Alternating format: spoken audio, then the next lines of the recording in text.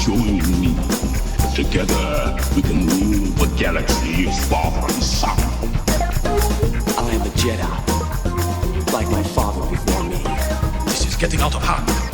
Now there are two of them.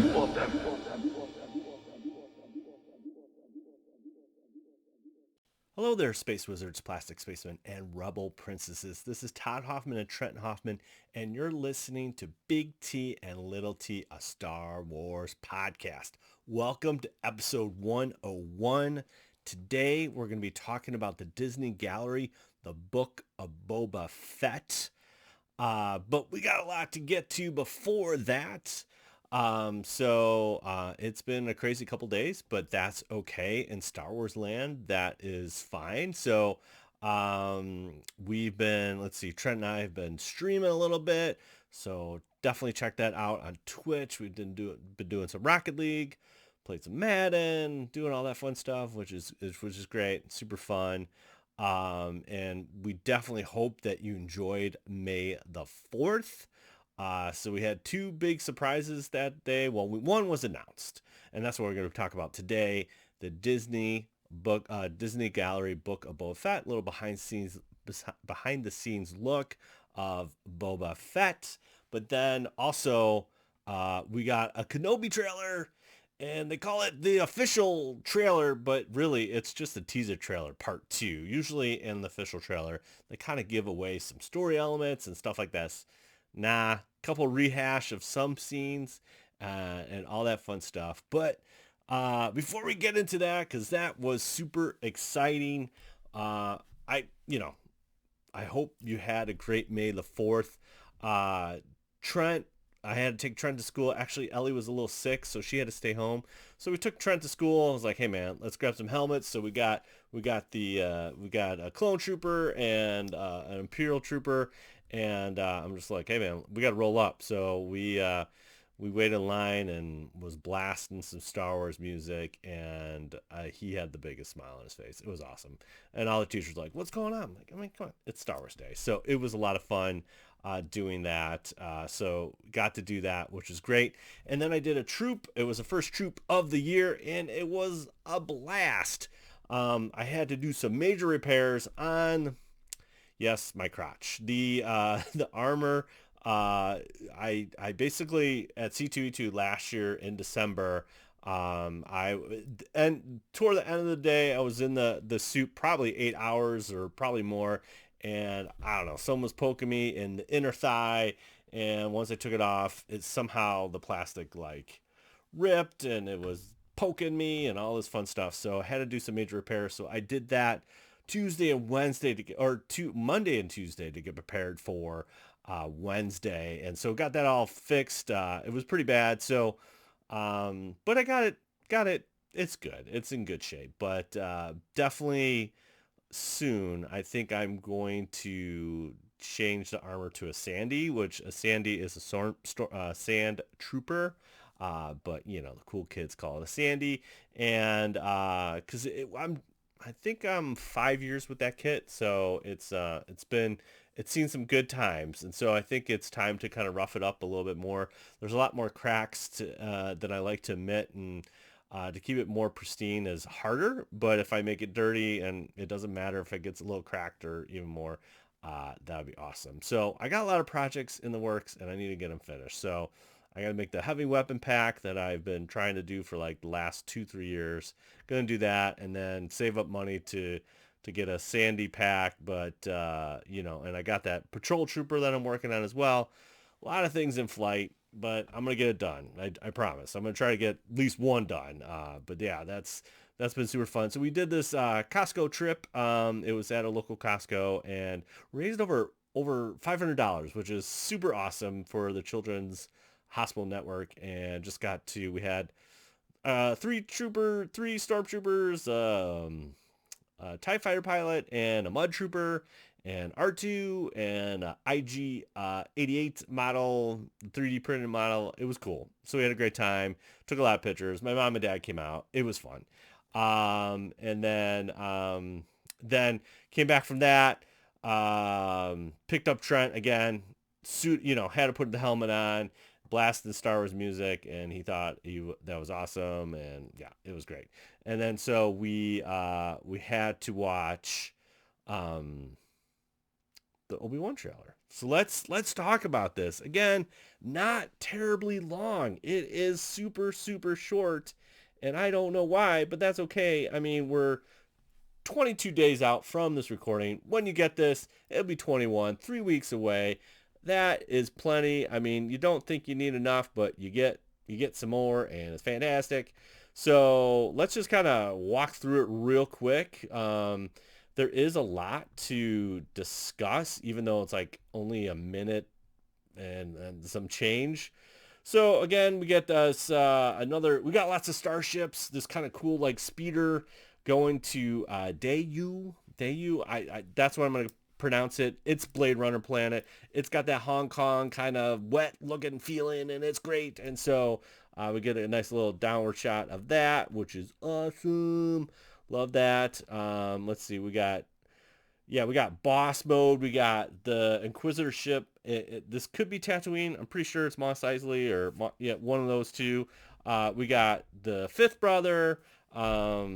We got the third sister, and we got the Grand Inquisitor just strolling on, downtown Mos Eisley with their black on. They don't care. It's super hot. They're bad. They're looking awesome. Great shot there. Kind of wide shot there. That was cool. Let's see what else we got here. Next kind of shot, we get a rehash shot of the binoculars and looking at Obi-Wan. Yeah, we know, man. We know. Hey, man, we don't want unseen footage. Then we got Mr. Grumpy Pants, Owen, Lars coming into it. Like, hey, Obi-Wan's like, I need to train this boy when he gets older. And then he just stabs Obi-Wan right in the kidneys and says, like you did his father. Oof. Oh, news is just bad news. So that is kind of, I kind of like how Lars is like a practical straight shooter, but he is kind of depressing. So whatever, it's all good. Lars, we love you. It's fine. It's fine. Then we got some Imperials and we got some Grand Inquisitors looking at a map. Hey man, anything Imperial is great. We got this kind of cool map looking thing. They're at this like Microsoft table with this heads up display, and they're all looking at the map. I can't tell if it's like Tendril's sister, I'm just gonna call her, that's standing next to the third sister, but I'm pretty sure that's Tendril sister. I'm just gonna call her that. Then we get something like seen as an Empire, probe droids. We got some probe droids, which is kind of cool, blasting out of the Inquisitorius, which is awesome. Then we get the Obi-Wan mugshot on the display. Ooh, it's so good. It's so good. He looks so good too. It's like a Revenge of the Sith like photo shot, like what they do like for a studio shot. Oh, that's so good. The Arboresh translated wanted is like the first one. Red, and then it says Obi-Wan Kenobi under that. And then there's like offense, high treason, bounty upon capture. I mean, straight up right there, brother. That is so cool. I love the council too. Gosh, so cool. So cool. Then we get this kind of cool shot. I want every bounty hunter and lowlife to squeeze them is the line. It's right after the mugshot. You'll blink and miss it, but this is what we do for Star Wars fans here. Yo, that is 4-LOM, and I am in for love for 4-LOM. I wonder what he's going to sound like, what he's going to look like. It's kind of the same thing that they did with Mandalorian with IG-11. And we never got to see IG-88 except he turned his head. In IG-11, we got to see him move, and it was just like, it was kind of like living vicariously through like, oh, this is how IG-8 would really be. But this is 4-LOM, man, and it's going to be awesome. And he's got these kind of like light up eyes or something. Ugh, Yes, please. More. More. Okay, guys. Super shiny floor with like troopers and all that fun stuff. But yo, Jedi Fallen Order, if you haven't played that, go check out our last episode 265 on WSCR. Aaron and myself talk about Jedi Fallen Order, and we kind of hinted like, could we see Purge Troopers? Yo, Purge Troopers, yo. Oh my gosh. Yeah. That's so cool. It's so cool. I'm all for Purge Troopers. That's going to be great. Then there's like this. There's a couple of stormtroopers down. He wrestles a stormtrooper. He's got a blaster, and he looks a little roughed up. But there is a downed probe droid right by Mr. Obi-Wan Kenobi. So I don't know if the probe droid found him, and then the troopers came on him. Who knows? But it ain't looking good. Then we get the one shot, a very sad shot of Kumal. I think that not Najina. Yeah, he definitely is a Jedi of some sort. Maybe he tips off Obi-Wan. Something's else going on. Who knows? Then we get like this kind of cute little droid looking thing. Kind of's got some batteries not included. That is a deep cut, 80s cut, Spielberg, Frank Marshall, Kathleen Kennedy produced. Just saying that right there.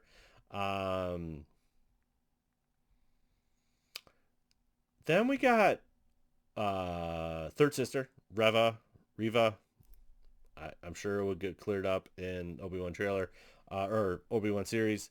You can't escape them. I'm wondering if she's talking about the Grand Inquisitor or our boy Darth Vader. Who knows?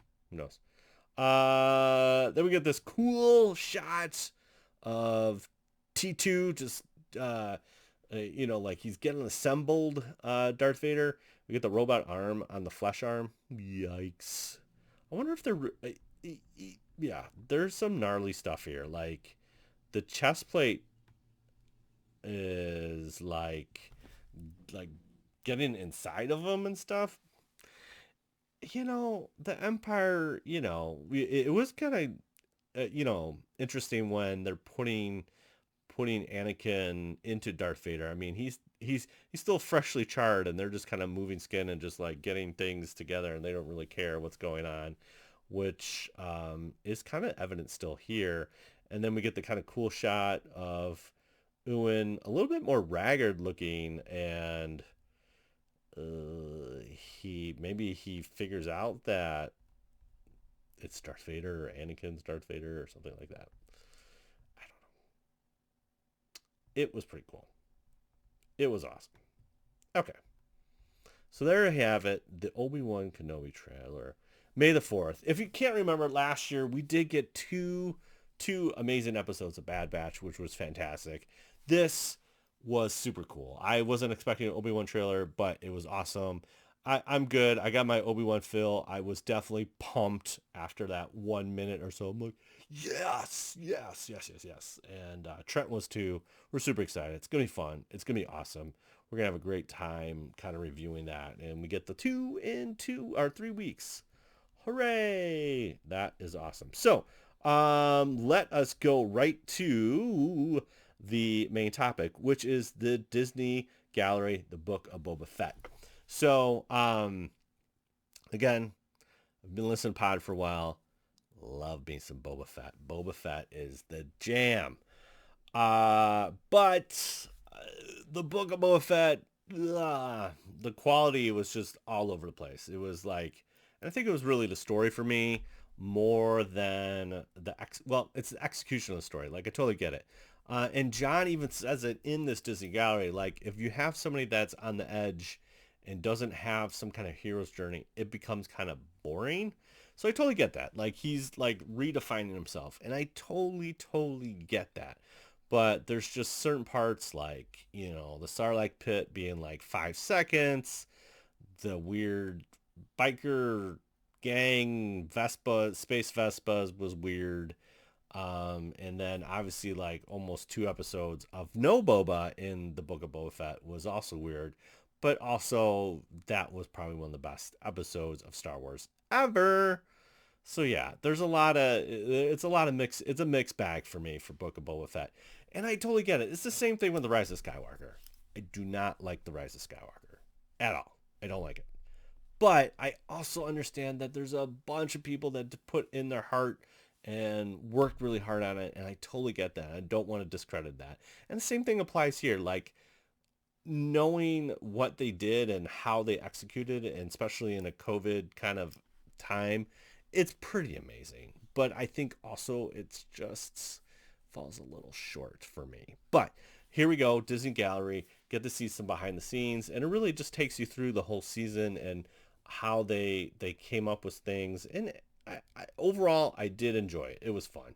There's that one part right at the beginning where like um, Morrison is like taking the helmet of Boba Fett and like leans it just like Django or like Boba did in Attack of Clones. Now he's Boba, and even George throwing in like a little thing to Kathleen Kennedy like, hey, I casted this guy for Django and he should play Boba if you're gonna do Boba. And I think that's fantastic. It's so George, and it's like, yeah, you should totally do this again. Yeah. Um, and so yeah, so we have just different bits, and they kind of go into behind the scenes, which is always good. It's always good to see behind the scenes stuff and how they do this, and they talk about Fennec, and they talk about Tamora Morrison and how, and like we kind of knew it was, like the train sequence was like Lawrence of Arabia, and yep, there it was, and we're like, yes, that's great. And all these different things were kind of like vindicated as far as like what they did and how they shot it. And the sand monster that Robert Regas, like that was his little nod to you know, all the previous or like special effects guys like Larry, what's his name, Hausman or something, where stop motion, and they show him do like his own little movies, and it's so cool. It's awesome. You got and then you got like Tamora Morrison and him like jamming a guitar, and it's like, yeah, and even Yoda, the baby Grogu's playing a little guitar. It's like, great. This is great. This is all great. But yeah, it's just like there were some cool little bits that were there. Um, One of the things that is really interesting about it is just like, how Tamora Morrison like played off on it, and they talk even about that like tribal dance was something that wasn't really in the script, but then they worked on doing the dance and working with the stunt quarters, and that's one of my favorite scenes, like the whole series. And then they have talk about the Rancor, and like it was a big head, and how they made it a huge puppet, and like it was cool just seeing that and how they digitally merged the two, and it's like, okay, this is cool. I like it. And you talk about Chris Santon and Carrie Jones and just like the legacy effect stuff they did do. And then you talk about Cad Bane and the hat and getting the hat right and the look and how they did the thing, do his prosthetics and all this stuff. And you just get all these little bits from the actors, and you can tell they're super passionate about it, and it's so cool. And just seeing all the different props that they use. One of the things that Dave Filoni talks about is like, yeah, we had this Ithorian, and we see the Hammerhead and A New Hope, so iconic, and we ran the same thing in Clone Wars. We had to come up with like a voice box because again, you can't understand them, and then they make this puppet, and there he is. He has the voice box, and he's like, it's just so cool. It's like a connected universe. And again, we even see that also in Bad Batch too. One of the Thorians has a voice box so you can hear him, and that's super cool. Totally get it. It's awesome. Trying to think of other things that were really, really cool. I mean, I think the biggest surprise for me is the Luke episode is Luke Skywalker. Mark Hamill himself is there filming, and they have Graham Hamilton, who's like serves as the stand-in and body double for Hamill, and so they like merge him and them together, and then do the then add the deep fake sprinkles on top, and you get an amazing Luke Skywalker. And it's pretty cool that they shot both of those. And Plo Koon, once again, that was the script. If you watch the Mando behind the scenes, where is it Peyton Reed or whoever, Ant-Man director guy, he didn't even know, he's like, Plo Koon, okay, well, I guess he's coming back or whatever. And again, that is Dave's favorite, character in Star Wars. And yeah, it wasn't Plo Koon, it was Luke Skywalker that came back. And Peyton Reed's like, oh my gosh. Same thing with Rosario Dawson. She is getting suited up for Ahsoka. She's going to ask all her questions on day one. And there is Mark Hamill there for her. I mean, that must have been like such a surreal thing and such a cool fan moment. So as an actor, but also as a fan, that was another cool thing, that, Fennec Shand, um, Ming was like, she was geeking out and stuff, and then she was talking about the bantha, and they basically had like a full-blown hydraulic bantha, and I was like, yeah, this is cool, this is awesome.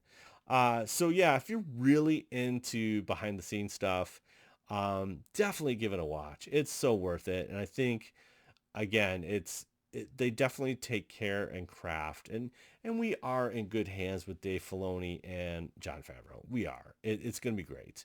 I think it's just, there's just some missteps that I wish they could have done a little bit, execute a little bit better.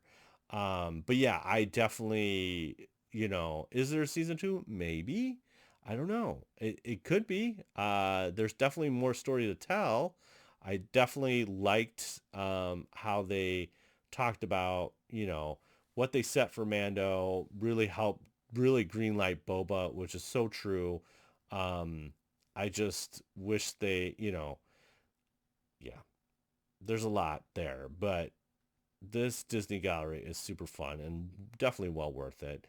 Um, with even the Mando gallery too, it would be cool if they did almost 15 minutes for like each episode, but they don't. They kind of just combine it all in one, which is fine. It's a good hour of just like them going through the different stuff, and I think that's where it's fun, just seeing how the sausage is made, man. It's just great sometimes. Like, this is so cool. And you have Doug Chang on there talking about how he retro the X-Wing to the N1 Starfighter, and then he gets to fly in a Starfighter, and what a cool, surreal moment for him. And you could tell, I mean, George is just sprinkling all this stuff, and I think it's him, or maybe it's Dave. He's like, we have a lot of great Jedis working on this series. And I think that gives me, as a fan, that gives me such comfort, and it's going to be super, super cool. So again, there you go. Really recommend the behind the scenes Disney Gallery Book of Boba Fett. Okay, so we're going to continue our what happened when, if you will. Like, so we started this a couple of weeks ago, and now we're in 101, so we're doing 2001. So it's like a bridge year between, okay, Phantom Menace is already gone. Now it's time for Attack of Clones coming up. And yeah, let's see what's happening here. Okay, so there is not too much happening in January, which is fine. That's okay. Lots of stuff is being published. Star Wars Starfighter is released. Awesome. That is a cool game. That was released in February. Let's see. Oh, Star Wars Episode 1 Battle of Naboo released for the PC, which I find interesting. Like, console stuff got first, but then they finally released it in PC. We got definitely some more Dark Horse comics being published.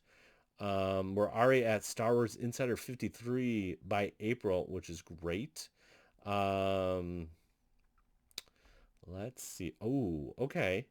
Star Wars Infinite, A New Hope is May in 2001. Star Wars Infinities, Infinities, oh my gosh, Infinities and Infinites is really their what if scenario. Like, what happens if Luke didn't hit the Death Star and blow it up and all that kind of stuff. Yeah, no, it's pretty cool. I enjoyed it. It's actually a very fun comic. And it's like Leia taking the reins instead of Luke. It's super enjoyable. I like it. Check it out if you haven't. It's probably in trade bag by now. Okay. No buzz going on.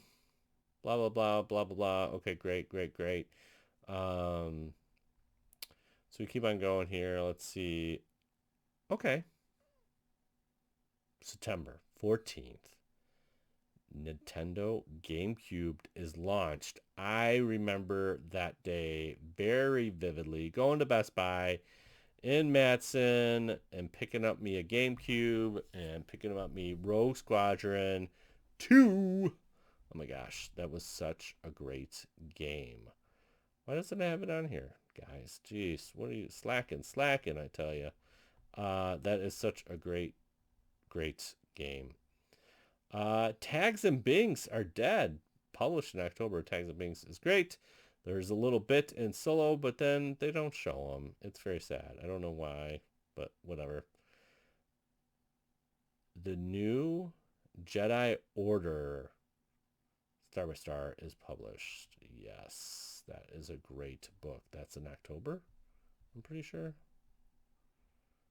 Yeah, that one. Oof. Yeah, that one is cool. October 2001. Oh boy, that was a great book. A really great book. I think that's when, spoiler alert, I think that's when Mara Jade dies. Yeah, that is a great book. So, oh yeah, so they're saying November, Rogue Squadron 2 Rogue Leader is published in November. I'm wondering if that's a Japanese release then in October. Because it was a day one release. I remember that. So, okay, well, I might have to do some research on that. But yeah, there you have it. Lots of cool stuff in 2001. Good stuff. Yeah. And then next year, again, that's the other thing that happened. Celebration 2 has been 20 years. Oh my gosh. That happened on May 3rd as well. Man, that was a game changer for me. Like, if there's really two big events, like from a Star Wars journey, it's definitely the 1-2 is Timothy Zahn's Heir to the Empire is my number one. That just had me committed to Star Wars after that. It's like, I don't care what anybody else thinks. I'm reading these books. They're amazing, and you should read them too. And I told everybody, I'm like, you need to read these. But they're like, oh, those movies are dead, whatever. I don't care. I love these books, and Timothy Zahn is a great writer. But really, the second kind of like that just sold me over the top was going to Celebration in Indianapolis and just seeing other people that like Star Wars just as much as me, or probably even more at that point. But I was sold. And that was the first time too I saw the 501st. I remember waiting in line to get into the convention, and they were taking a group photo probably day 2 or something like that. And that shook me. I was like, oh my gosh. Like, I saw a couple troopers there, but seeing them all, I'm like, I have to do that.